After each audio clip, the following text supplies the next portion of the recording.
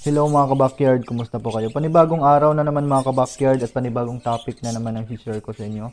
So maraming salamat po sa pagbisita na naman ninyo sa aking YouTube channel mga ka-backyard. Welcome po lahat ng mga kaibigan ko na mahilig sa pag-iibon. So kung ngayon ka lang nakapunta sa aking YouTube channel mga ka-backyard, tapusin mo lang ang video na to. Sigurado ako na mayroon kang maidagdag na kaalaman patungkol sa pag-gender sa ating mga alagang parakits mga ka-backyard.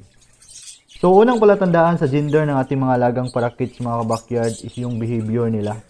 Katulad po na nasa video mga ka-backyard, ang male po dyan is yung nasa labas at yung malikot mga ka-backyard na palaging gumagalaw sa kanyang dapuan.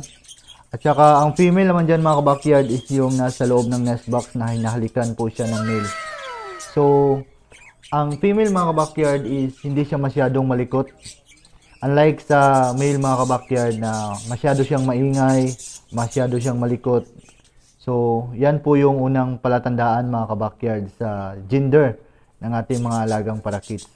So, pangalawang palatandaan mga ka-backyard is yung kulay ng ilong.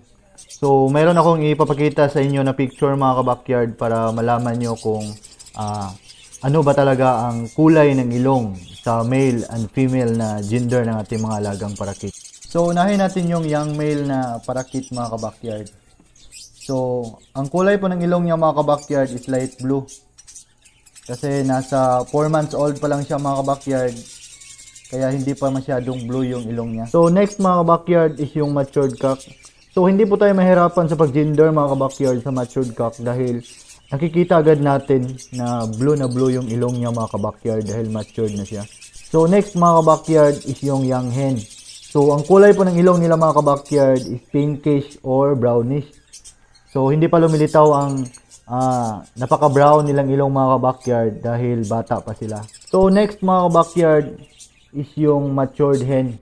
So, ang kulay po ng ilong sa matured hen mga ka-backyard is brown na talaga dahil ready to breed na tong hen na tong mga ka-backyard. Ang parakits mga ka-backyard is hindi naman talaga mahirap i-gender dahil doon tayo nagbe-base mga ka-backyard sa kanilang ilong at behavior. Unlike sa cockatiel mga ka-backyard na kailangan pa nating mag-antay ng 7 months up at mag-observe sa kanilang behavior mga ka-backyard para malaman natin ang kanilang gender. Kasi yung male mga ka-backyard, yun yung masyadong maingay kasi nagpapa-impress siya mga ka-backyard sa female.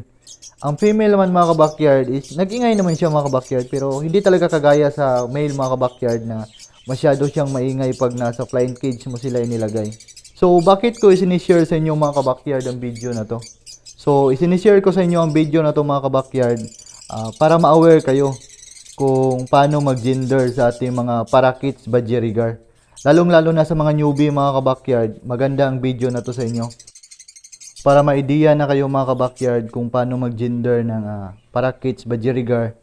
At kung may plan kayo mga ka-backyard na bumili o mag-alaga, is hindi na kayo maiinip mga ka-backyard o mahahassle sa pag-antay sa inyong mga alagang ibon dahil ang gender na napili nyo mga ka-backyard is correct na para ipag-pair nyo ang dalawang ibon na gusto ninyong alagaan. So dito na magtatapos ang video ko mga ka-backyard. Don't forget to like, share, and subscribe para lagi kayong updated sa mga kaganapan dito sa aking mga alaga sa bahay. God bless po sa ating lahat mga ka-backyard. Mag-enjoy po tayo sa ating mga alaga. Ika nga nila mga ka-backyard, makulay ang buhay pag may ibon sa bahay.